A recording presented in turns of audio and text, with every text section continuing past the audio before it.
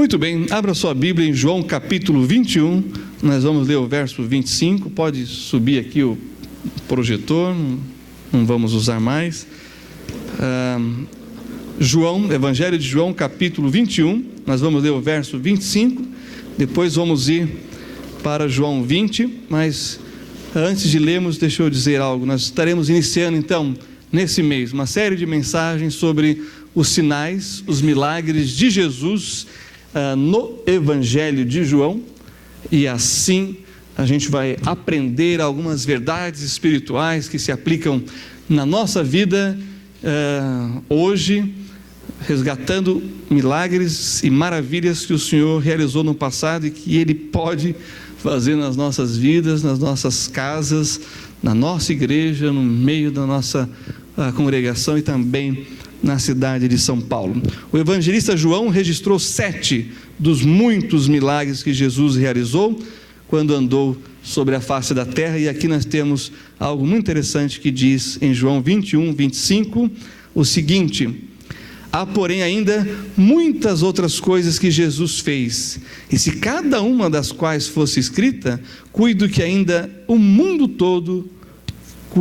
nem ainda o mundo todo poderia conter os livros que se escrevessem. Amém. Volte aí para o capítulo 20 agora, versos 30 e 31, e assim nós vamos entender qual é a razão do milagre de Deus. Quando Deus opera uma maravilha na história ou na sua vida, qual é o alvo, qual é o foco de Deus ao realizar esses prodígios, esses sinais que só Ele pode fazer, uma vez que é sobrenatural, que só Deus pode fazer. Olha só, João 20, 30 e 31 diz o seguinte: Jesus, pois, operou também em presença de seus discípulos muitos outros sinais que não estão escritos neste livro. Estes, porém, foram escritos para que creais que Jesus é o Cristo, o Filho de Deus, e para que, crendo, tenhais vida em seu nome. O milagre, ele promove salvação, edificação, fé, ousadia na vida daquele que recebe ou que ouve dos feitos de Deus. Vamos ter mais uma palavra de oração nesse momento. Pai, na Tua presença, em nome do Senhor Jesus, eu quero Te louvar por esses sinais e milagres que o Senhor Jesus realizou e que estão, ó Deus, revelados na Tua palavra e que manifestam o poder do Senhor, esse mesmo poder que, como lemos na Tua palavra hoje, ainda está atuante, pois Tu és o Deus, mesmo Deus ontem, hoje e eternamente. Pedimos que o Senhor aumente a nossa fé, promova em nós uma edificação e um amor, ó Deus, pela Tua palavra e pelo Senhor, e que possamos testemunhar desses sinais e maravilhas, a fim de que outras pessoas possam crer em Ti para a salvação. É o que pedimos e desde já Te agradecemos em nome do Senhor Jesus Cristo. Amém. Muito bem, irmãos, agora vá comigo para João capítulo 2, e assim nós vamos iniciar com o primeiro milagre de Jesus, registrado por João. Está lá em João capítulo 2, nós vamos ler os versos de 1 a 11, João capítulo 2, versos de 1 a 11, diz o seguinte, as Sagradas Escrituras: e ao terceiro dia fizeram-se umas bodas em Caná da Galileia, e estava ali a mãe de Jesus, e foi também convidado Jesus e os seus discípulos para as bodas, e faltando vinho, a mãe de Jesus lhe disse: não tem vinho. Disse-lhe Jesus: mulher, que tenho eu contigo? Ainda não é chegada a minha hora. Sua mãe disse aos serventes: fazei tudo quanto ele vos disser. E estavam ali postas 6 talhas de pedra para as purificações dos judeus, e em cada uma cabiam 2 ou 3 almudes. Disse-lhe Jesus: enchei de água essas talhas, e encheram-nas até em cima, e disse-lhes: tirai agora e levai ao mestre-sala. E levaram.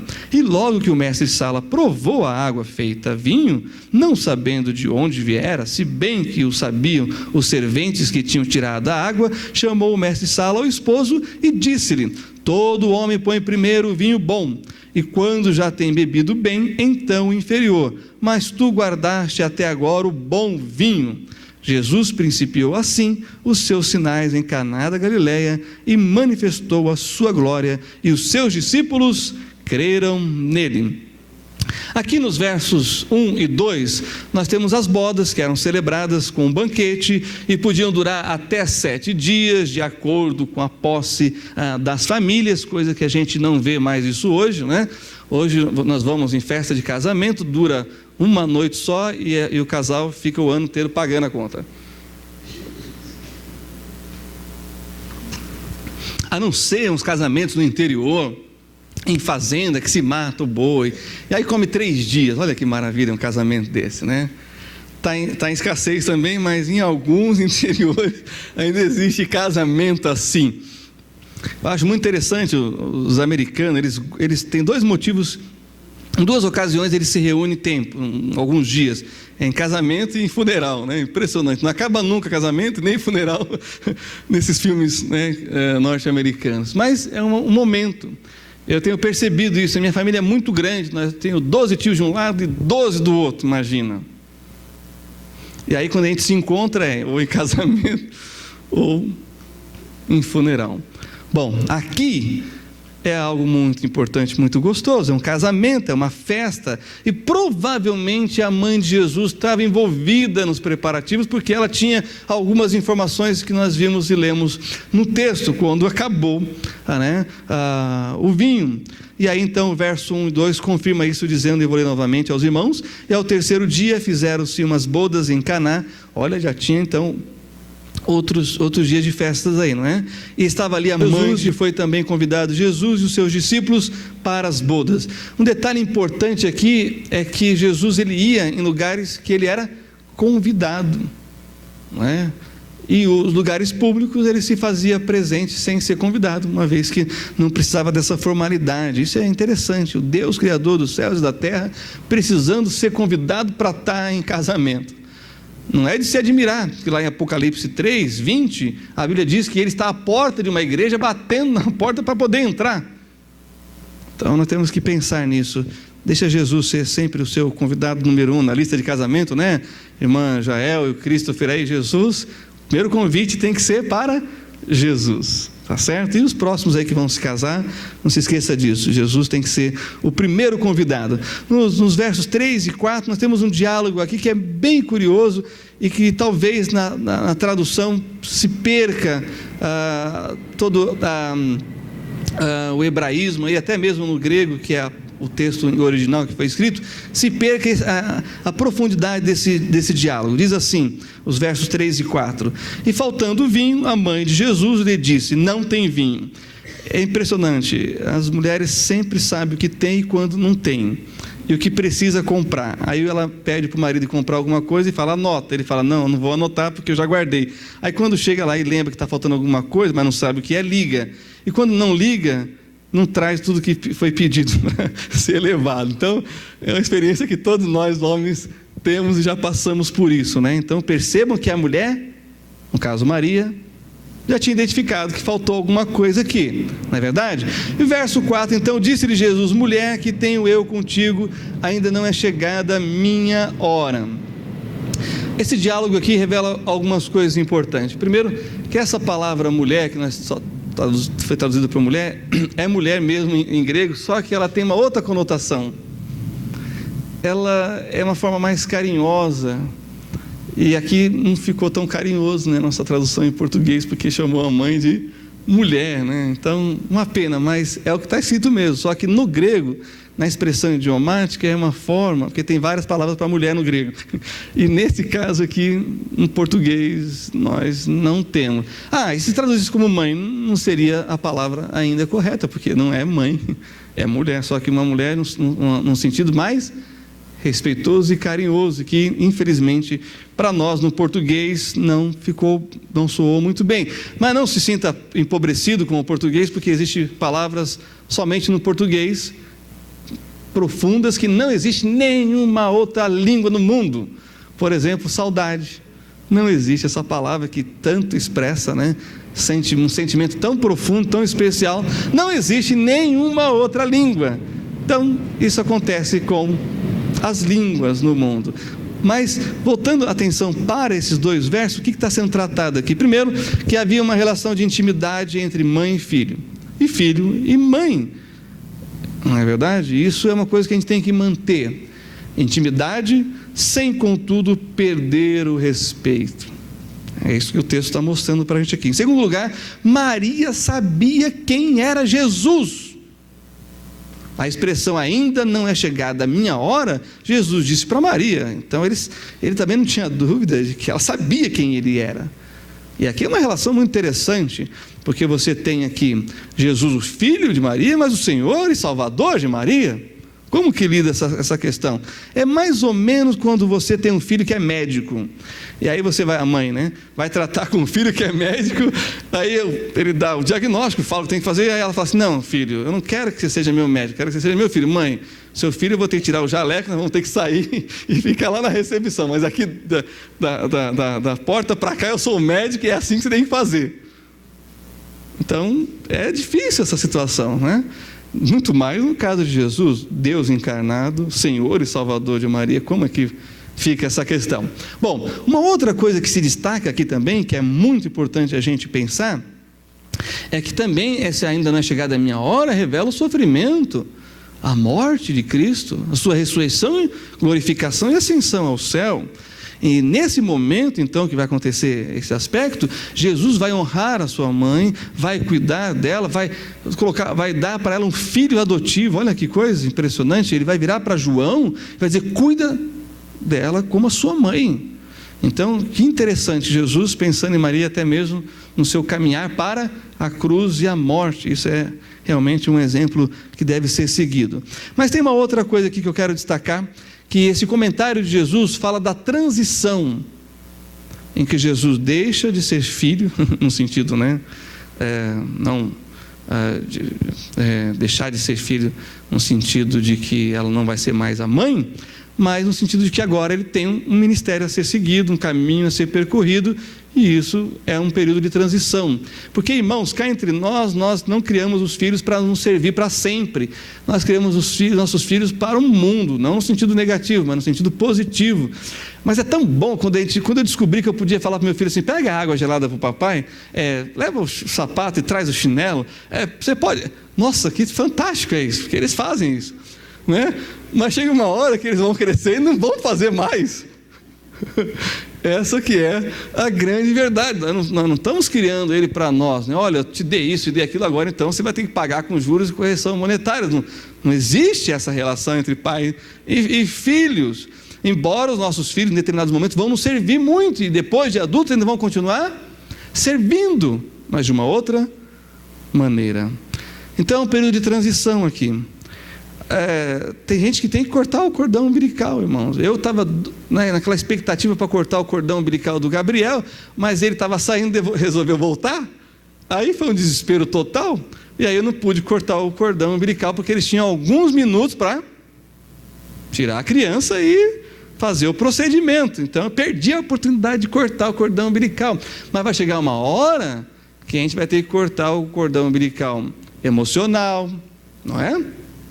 Financeiro, e assim por diante. Vamos ter que ter esse distanciamento para que eles, nossos filhos, possam crescer, possam amadurecer na vida. Mas tem uma outra coisa aqui que a gente não entende, porque está muito ligada à cultura da época, e que os judeus que são lá do leste europeu chama de nates, que é uma palavra em Yiddish, que também não tem tradução, mas ela significa o tipo de alegria que sua mãe sente quando você faz algo por ela.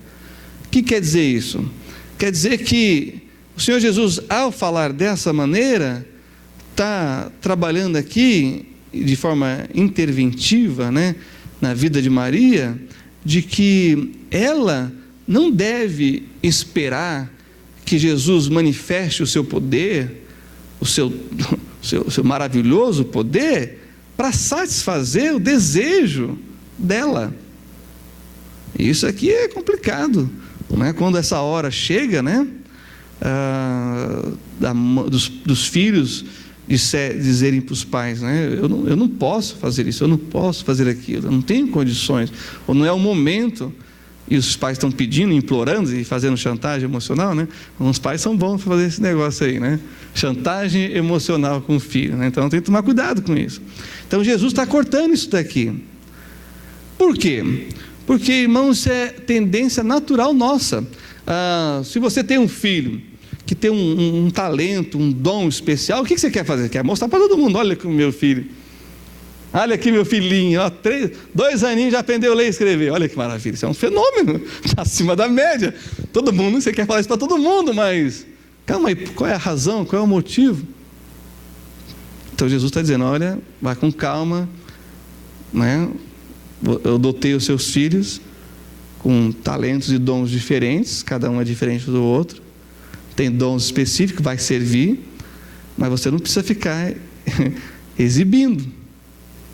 Está entendendo? Não precisa. E é isso que Jesus está tratando aqui. Eu trouxe isso para o nosso dia a dia, porque cá entre nós é tão bom quando nossos filhos podem fazer coisas melhores do que a gente, não é verdade? Com dons e talentos que nós não recebemos, isso nos alegra. Ou quando eles são capazes de fazer aquilo que nós fazemos ainda melhor, ou do jeito especial e particular que só eles sabem. E aqui é algo assim muito importante para a gente tomar como cautela e precaução, para a gente não exceder a nossa autoridade e a criação com relação aos nossos filhos. Deixa o seu filho desenvolver o dom, o talento que ele tem naturalmente, mesmo se você goste ou não, se você fica feliz com isso ou não, tá bom? Aprenda isso com Jesus. Não é chegado a minha hora, né? O seu filho vai dizer agora para você de hoje em diante. Porém, aqui no verso 5 nós temos um complemento. Olha só: sua mãe disse aos serventes: fazei tudo quanto ele vos disser. Olha que interessante isso aqui. Isso aqui é fantástico. Quer dizer, fica evidente que ela nem foi maltratada, nem menosprezada por seu filho, mas recebeu a palavra de Jesus com o espírito certo. Entendeu qual que era o momento ali. Além disso, Jesus não ignorou o problema pelo qual pediu sua intervenção, mas fez muito além do que ela pediu e do que ela podia imaginar.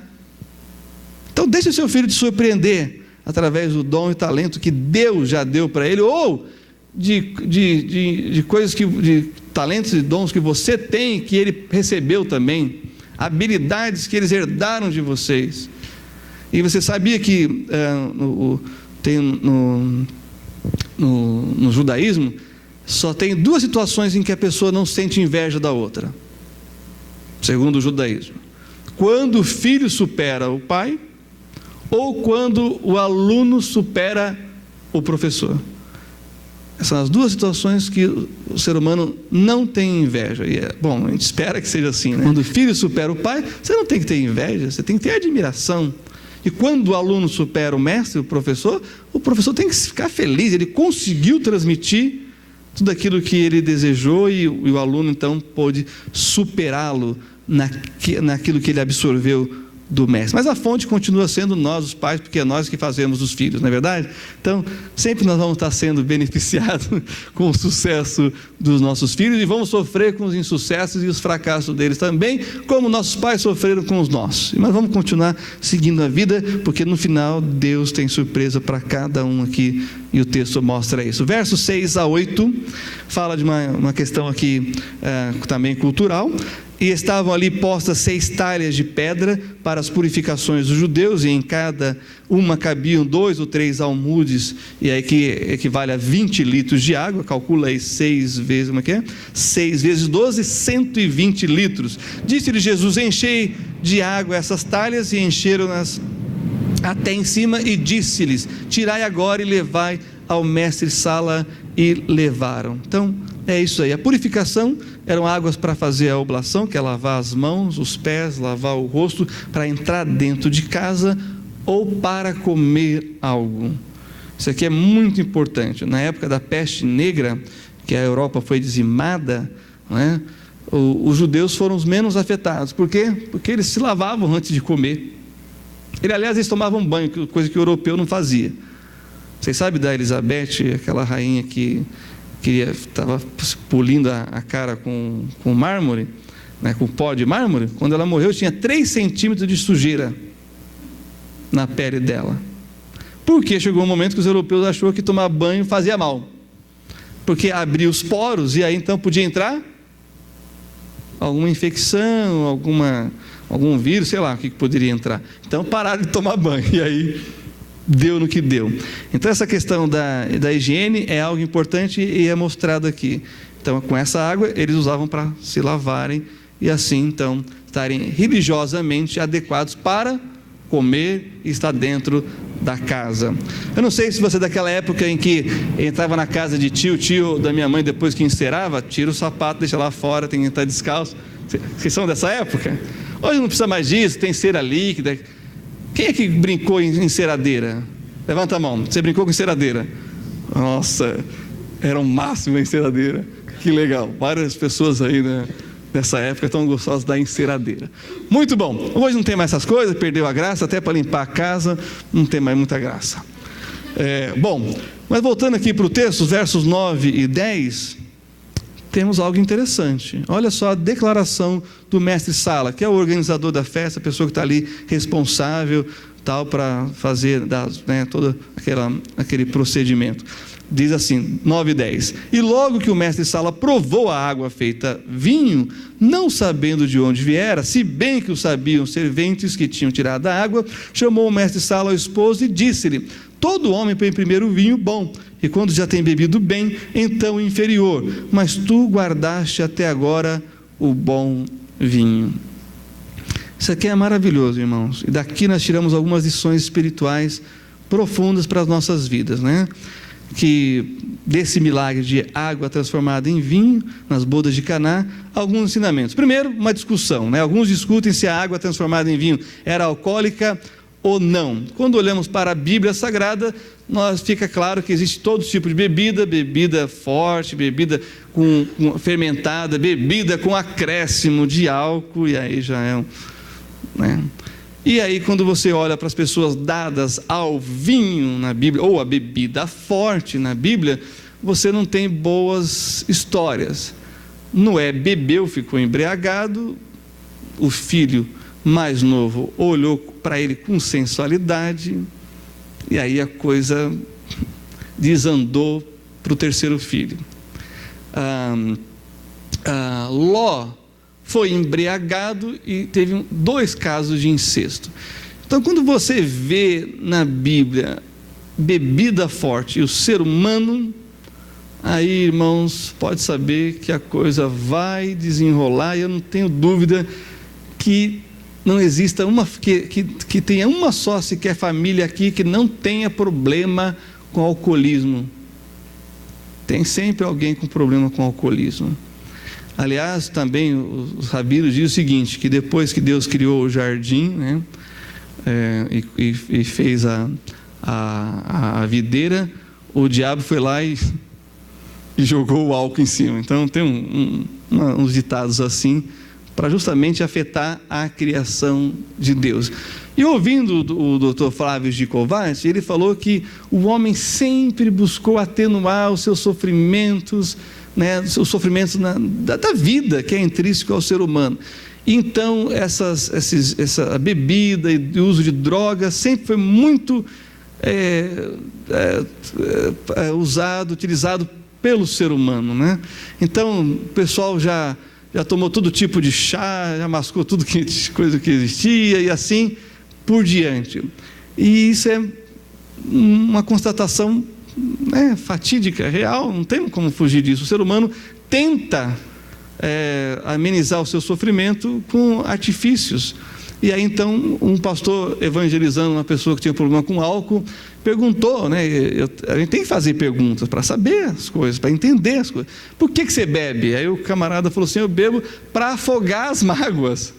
Aí o pastor falou assim: e aí, afoga? Não, pastor, elas aprenderam a nadar. Aí, irmão, não tem o que ser feito. Essa que é a grande verdade. Tem que se voltar para Deus, não é? É claro que quando a Bíblia diz assim, não dado a muito vinho, porque sabe que vai alterar a mente das pessoas. Mas quando diz assim também, para tomar o vinho, lá o caso de Timóteo, é porque a água lá em Israel é salobra, o tratamento lá é pesado. Eu não sabia o que era isso até chegar no sul da Bahia.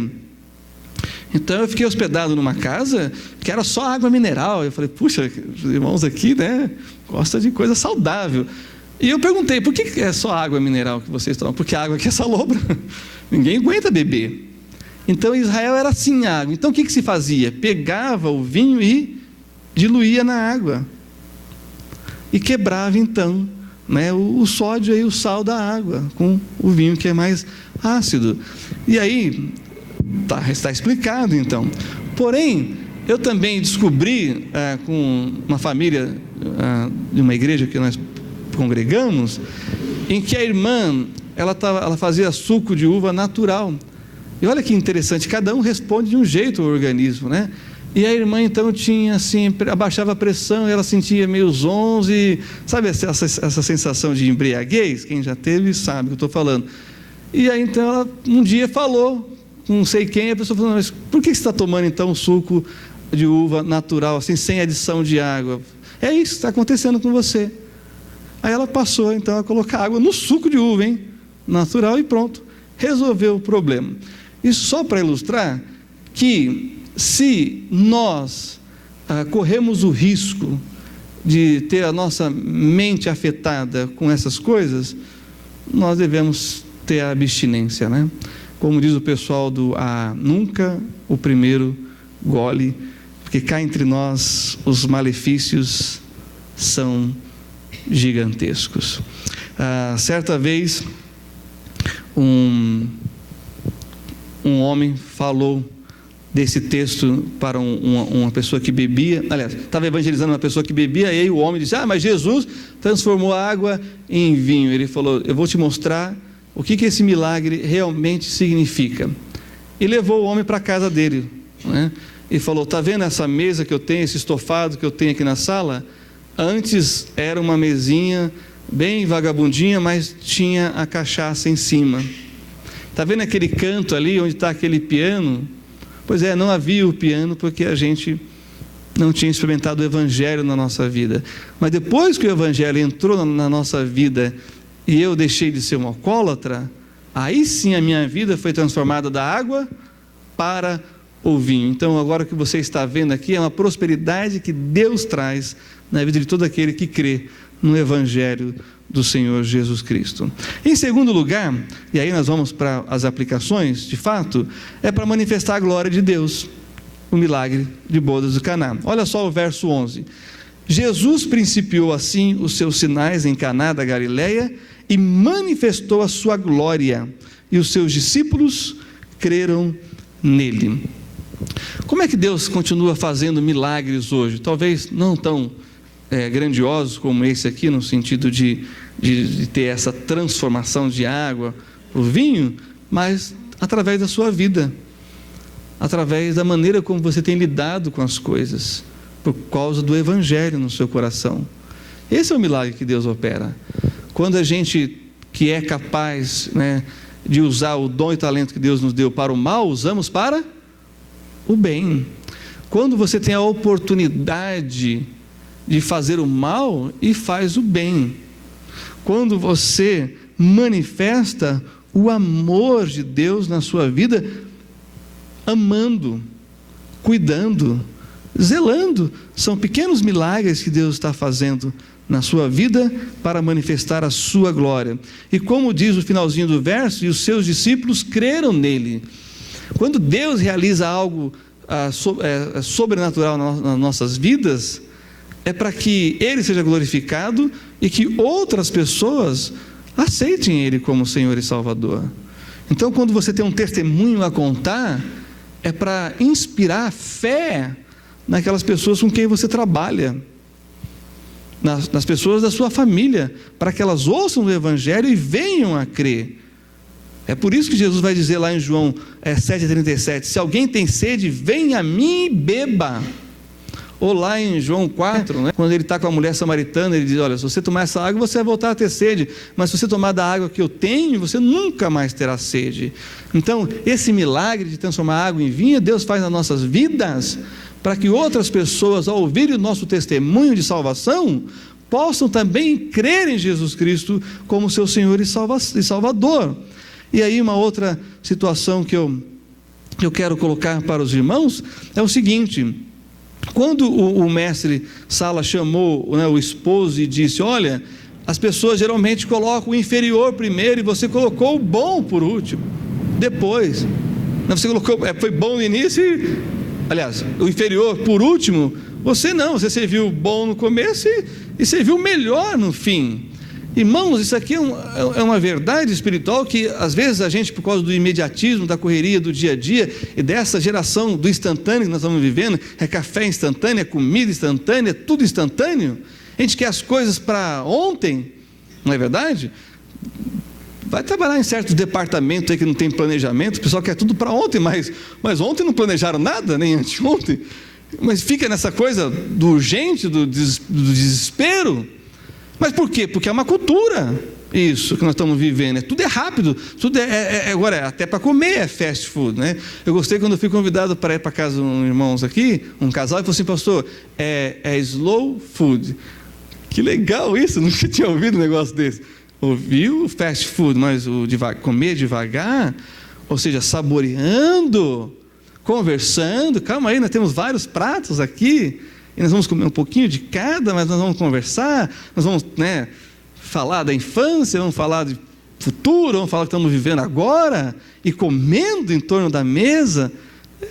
É uma outra cultura que vem em contrapartida a esse momento que nós estamos vivendo. Então, quando diz assim, deixou o melhor para o final, é o seguinte: nós sabemos que, e meu pai tinha uns amigos que tinham uma vinícola, ele me largava lá, e aí colocava o vinho na mesa, e aí, vocês sabem o que acontece, né? Era que nem água para o pessoal lá, o português, esqueci o nome deles, acho que era Manuel, e a dona Pupi, a Suíça, imagina, eles tomavam e eu ficava lá e tomava com ele, depois ficava meio tonto. Bom, quando criança. O que eu aprendi com eles lá? Que tinha aqueles que eles davam para os outros beber, e tinham aqueles que eles guardavam para vender. Eu descobri isso. Então, o que vem depois, aquilo que é o melhor, que veio depois aqui, ele foi trabalhado. Estão entendendo? Ele foi trabalhado.